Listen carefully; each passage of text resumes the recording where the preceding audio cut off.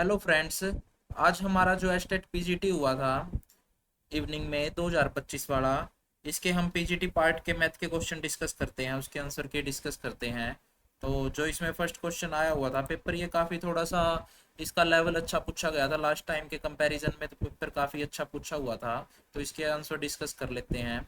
91 जो हमारे पास क्वेश्चन है एसएन का, एपी से जी पूछा हुआ आपसे। यहाँ के की वैल्यू 1 से 4n तक रख के एस एन की वैल्यू बतानी थी, तो ये इसका आपका आंसर हो जाएगा ऑप्शन नंबर बी 1056। नेक्स्ट 92 का आपके पास आंसर हो जाएगा के की वैल्यू डी 100। इसके बाद हम 93 पे चलते हैं। 93 पे आपका हो जाएगा, 93 का आपका आंसर ऑप्शन नंबर ए हो जाता है 2√13 डिवाइड बाय 9। नेक्स्ट 94 का आपका आंसर ऑप्शन नंबर सी हो जाता है -2 टेंजेंट थीटा। 95 की तरफ चलते हैं। 95 क्वेश्चन का answer, if the polynomial polynomial से है, उसको अगर डिवाइड कर दिया इस पोलिनोमियल से तो रिमाइंडर 3 आता है, तो क्वेश्चन बताना था उस पोलिनोमियल का। ये क्वेश्चन फिर भी थोड़ा लेवल अच्छा था, तो इसका आंसर डी हो जाएगा x-2। नेक्स्ट क्वेश्चन 96, ये इंटरवल दे रखा था और इसमें ये जी फंक्शन दे रखा था, इसकी वैल्यू फाइंड आउट करनी थी। तो इसकी वैल्यू आपके पास ऑप्शन नंबर बी 4 हो जाएगी। ये रहा 4, इसका करेक्ट आंसर है।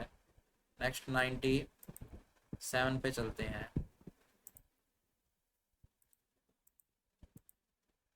97 में आपका ये एक्सप्रेशन दिया हुआ था, इसकी वैल्यू फाइंड आउट करनी थी। इसमें आपका ऑप्शन नंबर बी करेक्ट हो जाएगा 1/2√2। ये ऑप्शन नंबर बी।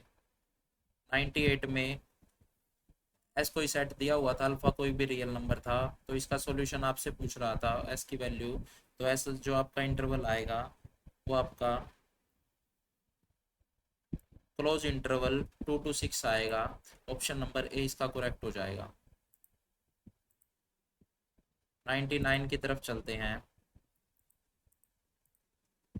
99 में आपका मेंसुरेशन से क्वेश्चन आया हुआ था। ये भी लेवल थोड़ा सा अच्छा पूछा हुआ था, थोड़ा सा कैलकुलेटिव भी था।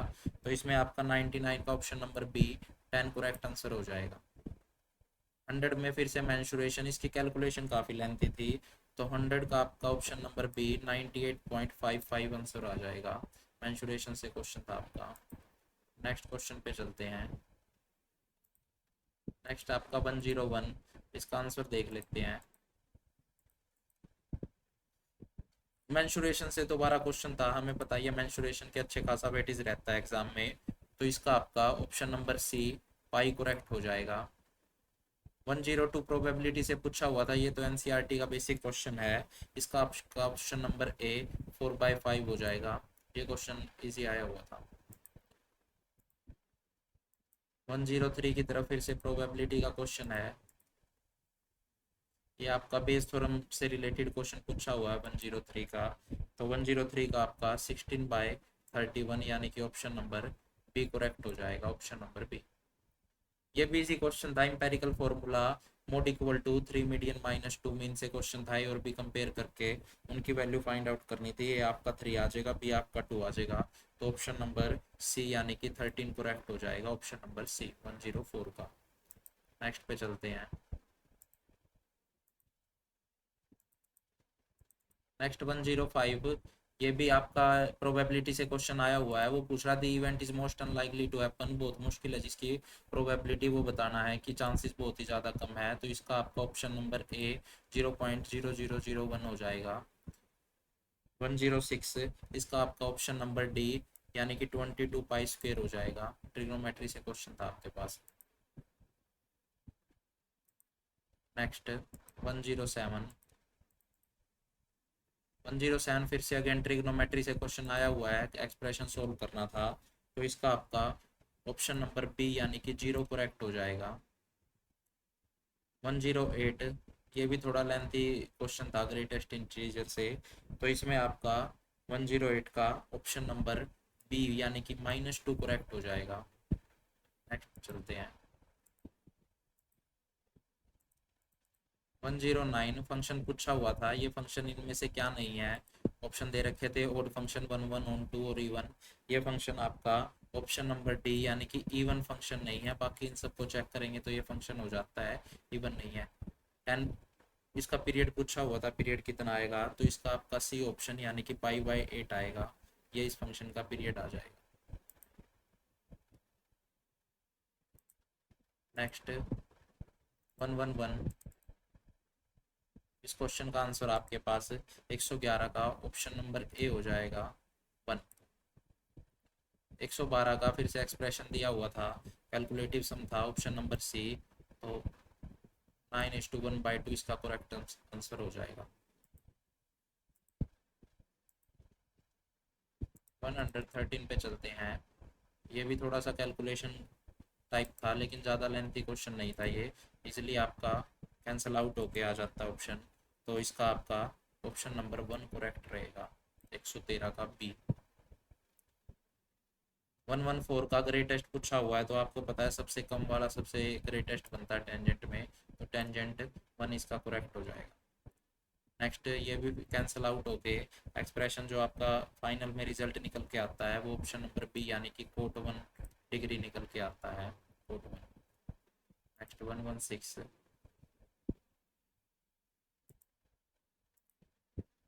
116 आपका इजी क्वेश्चन आया हुआ था मैट्रिक्स से।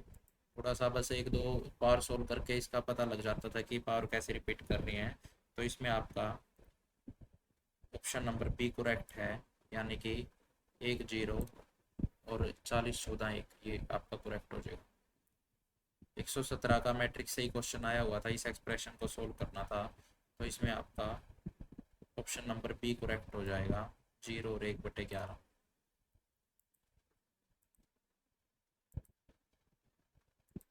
नेक्स्ट 118, इसमें आपका ऑप्शन नंबर बी करेक्ट हो जाएगा, यानी कि एफ ऑफ 50 इक्वल टू 1। 119 में ए माइनस बी की वैल्यू बतानी थी, इसमें आपका डी करेक्ट हो जाएगा, डी।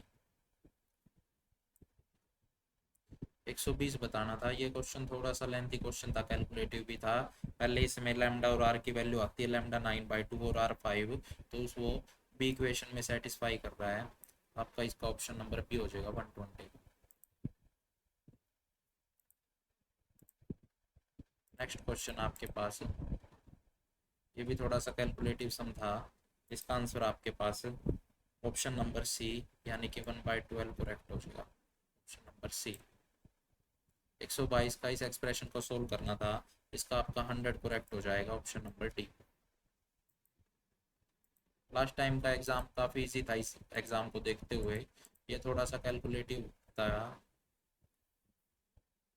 123 का ऑप्शन नंबर ए 1/2 करेक्ट हो जाएगा, ऑप्शन नंबर ए 1/2। 124 का आपके पास ऑप्शन नंबर ए करेक्ट हो जाएगा, 1। नेक्स्ट चलते हैं 125 पे। 125 आपको डिफरेंशिएशन सोल्व करना था, ये फंक्शन किस पे फाइंड दी वैल्यू, इस फंक्शन की वैल्यू फाइंड आउट करनी थी। तो ये आपका ऑप्शन नंबर ए यानी कि 0 करेक्ट हो जाएगा। 126 का आपके पास ऑप्शन नंबर बी यानी कि 1/2, 1 इसका करेक्ट आंसर हो जाएगा 126 का। 127 पे चलते हैं। 127 का आपके पास ऑप्शन नंबर ए यानी कि ए बी सी की मल्टीप्लाई, ये इसका करेक्ट आंसर हो जाएगा। जबकि 128 का आपका 5/4, ए ऑप्शन करेक्ट है। 129, इसमें आपके पास ऑप्शन नंबर बी है जो ये 1+a² ये आपका करेक्ट हो जाएगा 129 का। 130 का आपके पास 1/2, ऑप्शन नंबर ए इसका भी करेक्ट हो जाएगा। 131 की तरफ चलते हैं। 131 थोड़ा सा कैलकुलेटिव क्वेश्चन था ट्रिग्नोमेट्री से, और इसमें साथ में ये CN भी डाल रखा था। तो इसका आपका ऑप्शन नंबर डी यानी कि 1/2 करेक्ट हो जाएगा, ऑप्शन नंबर डी 1/2। 132 का आपका ऑप्शन नंबर बी यानी कि 2 करेक्ट हो जाएगा, ऑप्शन नंबर बी 132 का। एरिया निकालना था इन दोनों कर्व के बीच का, सिंपल आप निकाल सकते थे। ये क्वेश्चन इजी क्वेश्चन में काउंट होगा। नेक्स्ट क्वेश्चन 133 का, इसमें ये जो F of E plus F of one by E इसकी वैल्यू आपसे पूछी हुई है, तो इसका आंसर आपके पास करेक्ट 1/2 C1/2।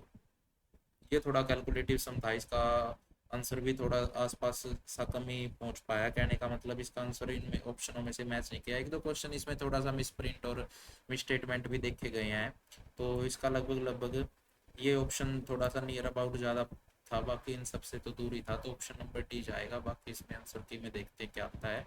135 का आपके पास ऑप्शन नंबर सी करेक्ट हो जाएगा। ए बिलोंग्स करेगा आपका -2√2 से -2 यूनियन 2 से 2√2 तक। 135 136 की तरफ चलते हैं। 136 आपका क्वेश्चन कोनिक सेक्शन से था, सर्कल से क्वेश्चन पूछा हुआ था। इसका आपका ऑप्शन नंबर डी करेक्ट हो जाएगा, ये वाला। 137 का आपका ऑप्शन नंबर बी करेक्ट हो जाएगा, A/√2। 138 की तरफ चलते हैं। 138 का आपके पास ऑप्शन नंबर डी करेक्ट हो जाएगा, नन ऑफ दिस। इनमें से कोई मैच ही नहीं कर रहा था, आप सॉल्व करके देखोगे तो डी आता। 139 का आपके पास 2√7 आंसर, यानी कि ऑप्शन नंबर बी करेक्ट हो जाता है, ऑप्शन नंबर बी। नेक्स्ट चलते हैं 140 की तरफ। लेटेस्ट रेक्टम कोनिक सेक्शन से काफ़ी ज़्यादा क्वेश्चन देखे गए हैं।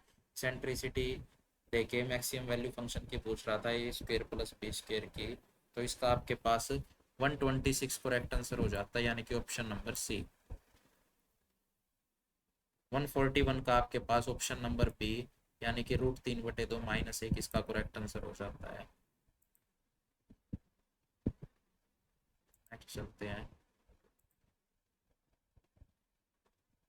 नेक्स्ट आपके पास 142 पे आ गए। 142 का आपके पास ऑप्शन नंबर ए करेक्ट है। यहाँ फिलहाल मैं सिर्फ आंसर की डिस्कस कर रहा हूँ, अगर आपको सॉल्यूशन चाहिए तो आप कमेंट कर सकते हो, इन क्वेश्चनों का मैं सॉल्यूशन भी ले आऊँगा आप लोगों के लिए। तो ये 142 का ऑप्शन नंबर ए करेक्ट हो रहा है। 143 का आपके पास ऑप्शन नंबर बी करेक्ट है, 2√6। नेक्स्ट 144 पे चलते हैं। 144 आपका वेक्टर से क्वेश्चन आया हुआ था, और इसका ऑप्शन नंबर बी करेक्ट है, यानी कि 4 करेक्ट है, ऑप्शन नंबर बी 4। ये अब आपकी वो आ गई है सब्जेक्ट पेडागोजी जो होती है, इसके भी अच्छे क्वेश्चन पूछे हुए थे। 145 का आपका डी आ जाएगा, ये एकदम आ जाएगा, ऑप्शन नंबर डी। इजी आए हुए थे वैसे, इसके क्वेश्चन ज़्यादा टफ नहीं थे आपके पास। नेक्स्ट 146 पूछे हुए हैं, तो इसका आंसर आपके पास प्रिंसिपल ऑफ एब्स्ट्रैक्टनेस आ जाएगा, यानी कि ऑप्शन नंबर सी आ जाएगा। 147 का आपके पास ऑप्शन नंबर बी अंडरस्टैंडिंग आ जाएगा। अर्थमेटिक प्रोग्रेशन पूछ रहा था, इसका एग्जांपल है, तो ये समझने की चीज़ है।